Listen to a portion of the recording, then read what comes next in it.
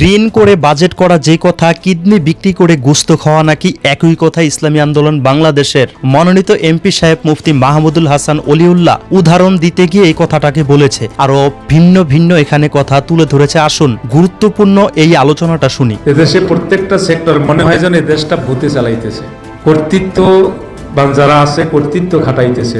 তো আসলে বাজেট এদেশে চলতে হলে বাজেটের দরকার।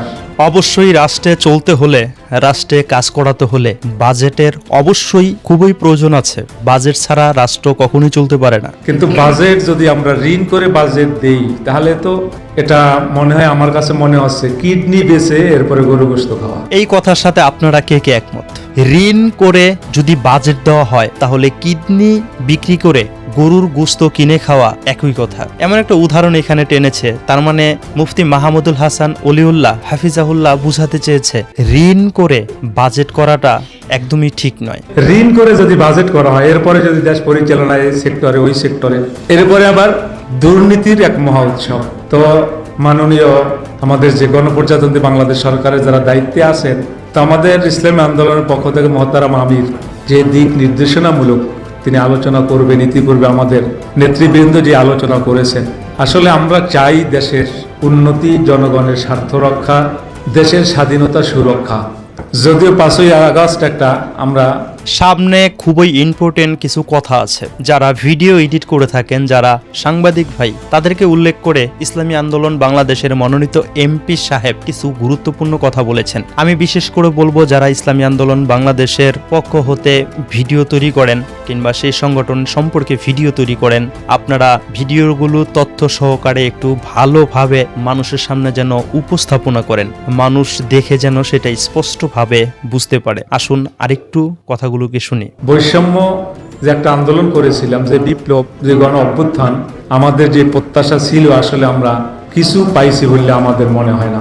আগেও যা ছিল তাই চলতেছে, সামান্য কিছু পরিবর্তন। এই জন্য আমাদের মহতারাম আমির মাঝে মধ্যে বলতেন যে আগে যে দুর্নীতিগুলো করতো মন্টু, এখন করে সেন্টু, একটু শুধু রূপ চেঞ্জ।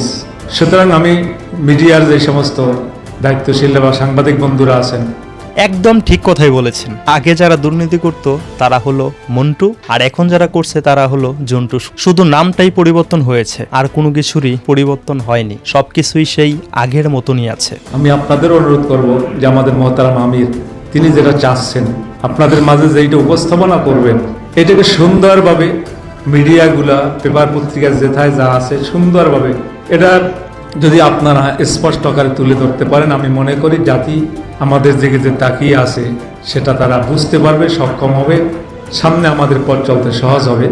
আমার প্রাণপ্রিয় ভাই ও বন্ধুরা, আপনারা হয়তো কথাগুলোকে স্পষ্টভাবেই শুনতে পেয়েছেন। ইসলামী আন্দোলন বাংলাদেশের মনোনীত এমপি সাহেব মুফতি মাহমুদুল হাসান অলিউল্লাহ হাফিজাহুল্লাহ তিনি খুবই গুরুত্বপূর্ণ আলোচনা করেছেন। ঋণ করে যদি বাজেট করা হয় তাহলে কিডনি বিক্রি করে গরু গোশত কিনে খাওয়ার মতনই একটা উদাহরণ তিনি এখানে টেনে এনেছেন। আর সাংবাদিক ভাই ও বন্ধুদের উদ্দেশ্যে কিছু কথা বলেছেন। খুবই গুরুত্বপূর্ণ এই আলোচনাটা ছিল। প্রাণপ্রিয় ভাই ও বন্ধুরা, আপনাদের মন্তব্য কমেন্টে লিখে জানাবেন।